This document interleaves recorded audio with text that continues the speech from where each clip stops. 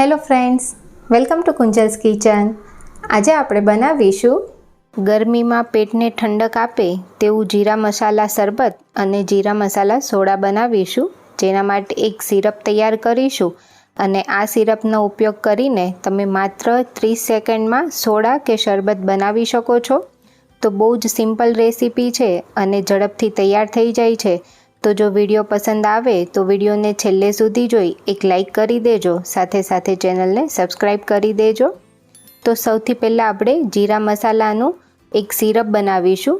જેના માટે મેં અહીં 1/2 કપ કાચું જીરું લીધું છે. એ લઈ લેશું એક બાઉલમાં અને તેમાં 2.5 કપ જેટલું પાણી એડ કરીશું. તો તમે 2.5 થી 3 કપ પાણી લઈ શકો છો અથવા તો 700 ml જેટલું પાણી લેવાનું છે. હવે જીરું પ્રોપર પાણીમાં પલળી જાય એ રીતે તેને એકવાર આ રીતે મિક્સ કરી લેવાનું છે. એ પછી તેને ઢાંકીને ઓછામાં ઓછું 10 કલાક માટે પલળવા દેવાનું છે અથવા તો તમે આખી રાત પણ પલાળીને રાખી શકો છો. તો જીરું 10 કલાક પછી સરસ પલળી ગયું છે અને પાણીમાં તેની ફ્લેવર એકદમ સરસ બેસી ગઈ છે. હવે આ તૈયાર કરેલ જીરું અને તેનું પાણી બંને એક વાસણમાં લઈ લેશું અને ગેસની ફ્લેમ ઓન કરીને લગભગ 5 મિનિટ મીડિયમ ફ્લેમ પર તેને ઉકાળવાનું છે. તો આવું કરવાથી પાણીમાં જીરાની ફ્લેવર વધારે સરસ રીતે બેસી જશે. તો આ રીતે તેને ઉકાળીશું અને 5 મિનિટ પછી લગભગ પાણી આ રીતે અડધું થઈ જશે. તો આટલું ઉકાળ્યા પછી હવે ગેસની ફ્લેમ બંધ કરીશું અને આ મિશ્રણને ગાળી લેવાનું છે. એટલે હવે આ જે પાણી આપણે અલગ કાઢ્યું છે તેનો ઉપયોગ કરીશું અને આ જે જીરું વધ્યું છે તેને તમે સૂકવીને શેકીને છાશનો મસાલો બનાવવાના ઉપયોગમાં પણ લઈ શકો છો. હવે ગાળીને રાખેલા પાણીને એક અલગ વાસણમાં લઈ લેશું અને હવે તેમાં 1/2 કપ સાકર લીધી છે એ એડ કરીશું. સાકરને આ રીતે થોડી ભાંગીને લીધી છે જેથી તે જલ્દી પીગળી જાય. અહીં તમે સાકરની જગ્યાએ ખાંડનો પણ ઉપયોગ કરી શકો છો, પરંતુ ઉનાળામાં સાકરનો વધારે ઉપયોગ કરવાથી પેટને ઠંડક રહેતી હોય છે, એટલે મેં અહીં અત્યારે સાકર લીધી છે. હવે તેને આ રીતે ચલાવતા જઈશું અને સાકર ઓગળે ત્યાં સુધી મિશ્રણને પહેલાં કૂક કરી લેવાનું છે.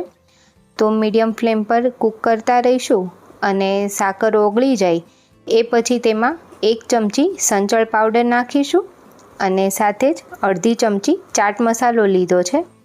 અહીં તમને ગમે તો તમે 5 ચમચી જેટલો મરી પાવડર પણ લઈ શકો છો. બંને વસ્તુને આ સિરપ સાથે મિક્સ કરી લઈશું અને હજુ તેને ઉકળવા દેવાનું છે. તો ગેસની ફ્લેમ મીડિયમ રાખીને 5 મિનિટ ઉકાળીશું એટલે સિરપ ખાસું એવું ઘાટું થઈ જશે. અત્યારે જોઈ શકાય છે કે આ સિરપમાં થિકનેસ આવવાનું સ્ટાર્ટ થઈ ગયું છે. આ સ્ટેજ પર હવે તેમાં 2 ચમચી લીંબુનો રસ નાખીશું. પહેલેથી નથી નાખવાનો, નહીંતર સિરપમાં કડવાશ પકડાઈ જશે. એ પછી હવે ફરીવાર આ સિરપને 1 મિનિટ ઉકાળી લઈશું જેથી તેની કન્સિસ્ટન્સી પરફેક્ટ થઈ જાય. તો 1 મિનિટ પછી અત્યારે ચેક કરીએ તો ચમચામાં થોડું સિરપ આ રીતે ઠંડુ કરીને પછી હાથની મદદથી ચેક કરીએ તો આ થોડું મધ જેવું ચીકણું લાગી રહ્યું છે. તેટલું જ આપણે કૂક કરવાનું છે.